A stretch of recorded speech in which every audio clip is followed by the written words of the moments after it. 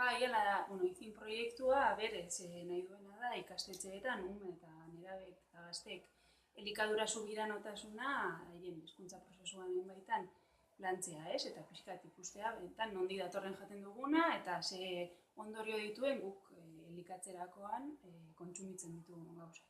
Eta pixkat proiektua hortik doa, nolabait gazte hauek ikastea horri buruz eta gero haiek bihurtzea eraldaketaren ekintzaile aldarrikatzen kontsumo arduratsuago bat eta osasuntsuago bat. Ideia da txertatzea gai guzti hauek kurrikulumaren baitan eta ikastetxean bertan haiek landu ahal izatea zerbait berezia izan gabe, ez?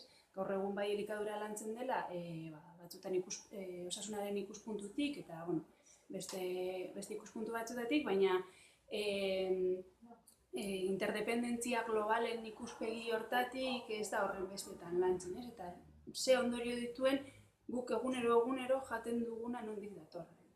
Hori da, ikastetxeragoaz, gauza batzuk ikastetxera, eta gero, badaukagu ordu bat, bazkaltzeko, edo jateko, edo danadalako batzuk itxegagaz, beste batzuk ez. Nola uztartu pixkat, eta nola ikusi, benetan horrek badaukala zer esanik.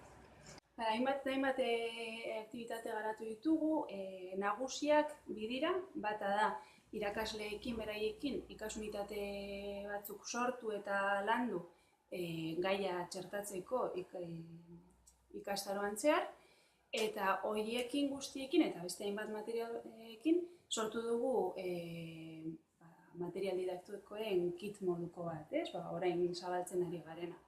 Eta beste ekintzetan nagusienetako bat, tailerrak izan dira.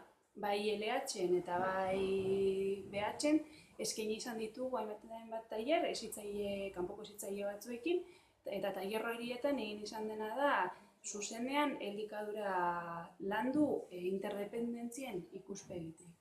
Ikasleak hasten ziren 6 orduko tailer horren hasieran haien gosariari buruz hausnartzen, zer gozaldu dut, nondik dator nork ekoitzi du, eta hortik tiraka joaten da lantzen gai guzti horiek eta tailerraren amaieran ikasleek ikasi dutenarekin sortu behar dute ekimenen bat edo proiekturen bat edo ekintza txikiren bat beraien ikaskideak, familiak edo herrikideak kontzientziatzeko edo sentsibilizatzeko beraiek ikasi dutela.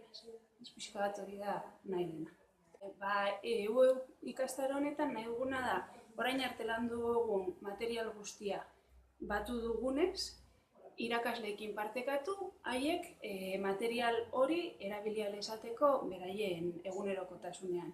Nolabait da sortu ditugu erreminta batzuk, proiektu piloto batzuekin, goazen hori edatzera eta benetan umeekin eta gazteekin lanean jarduten den jendearen eskutan jartzea. Eta pixkat hor dago ideia. Horregatik lehenengo praktika honen mahai inguru bat, eta gero bi tailer praktiko, tailerrak gauzatzen dituzten hezitzaileekin, baita bizi baratzeko jako errekondorekin eskola baratzeak lantzeko. Material hau ahalik eta gehien zabaltzea eta irakasleek beraiek erabiltzea. Eta gero eta gehiago gure ikastetxeetan elikadura subiranotasuna, elikadura eta kontsumo arduratsua lantzea.